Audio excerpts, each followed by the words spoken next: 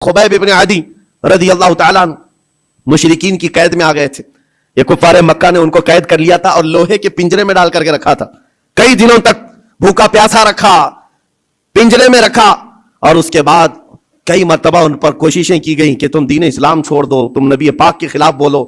لیکن وہ جوان مرد خبیب ابن عدی ایسے تھے, اپنے ایمان پر جمے ہوئے, استقامت کا جذبہ ایسا, ہر مصیبت کو گلے لگا لیا.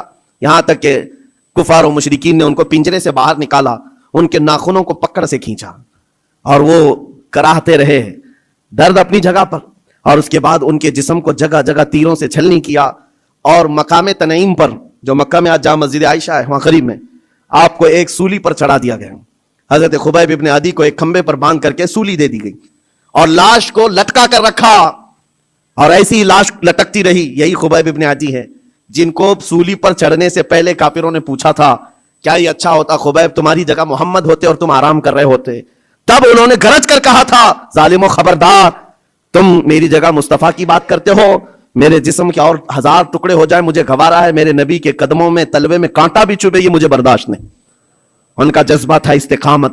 جب سولی پر چڑھا دیا گیا تو ایک بات میں عرض کر رہا ہوں, شہیدوں کی زندگی کیا ہوتی ہے, مار دیے گئے, قتل کر دیے گئے, لیکن ان ظالموں نے سولی سے نیچے نہیں اتارا, پورے مکہ والوں کو تماشا دکھانے کے لیے رکھا. 1 دن 2 دن 4 دن 6 دن 8 دن 10 دن لاش ویسی کی ویسی لٹکتی رہی حضرت خبیب ابن عدی کی, یہاں تک کہ مہینہ گزر گیا لاش کو انہوں نے نہیں نکالا.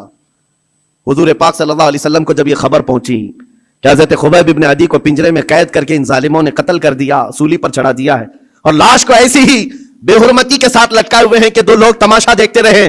40واں دن گزرنے کو آ گیا تھا.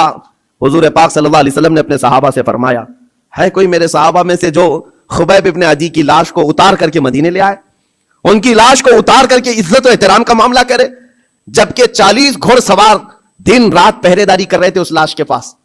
کفار مکہ, مشرکین مکہ کے 40 لوگ اس لاش کے ارد گرد پہرا دے رہے تھے. حضرت خبیب ابن عدی کی لاش کو اتارنے نہیں دیا جاتا تھا, کوئی قریب آ ہی نہیں سکتا تھا. جب صحابہ کرام کو حضور نے یہ بات کہی, کیا جگر تھا, 2 صحابہ کھڑے ہوئے, حضرت زبیر بن عوام, حضرت مقداد بن اسود رضی اللہ تعالیٰ عنہما, کہتے ہیں آقا آپ اجازت دیں ہم دونوں جا رہے ہیں. 40 لوگ پہرے داری میں ہیں اور 2 جانے کو تیار ہیں.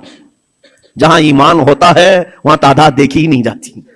ہمیشہ سے یہ رہا ہے, ستیزہ کار رہا ہے, ازل سے تا امروز, شرار ابو لہبی سے چراغ مصطفی. آج بھی یہی حالات ہیں. ایک طرف سپر پاور طاقتیں پیٹروٹ میزائل لے کر کھڑی ہیں اور سامنے نہتے بچے کنکروں سے مقابلہ کر رہے ہیں. میرے عزیزوں چھوٹی چھوٹی لکڑیوں سے مقابلہ کر رہے ہیں. بظاہر دنیا کو آج دیکھنا چاہیے, کربلا کی داستان سناتے ہیں, ہو سکتا ہے کسی کو یقین نہ ہے,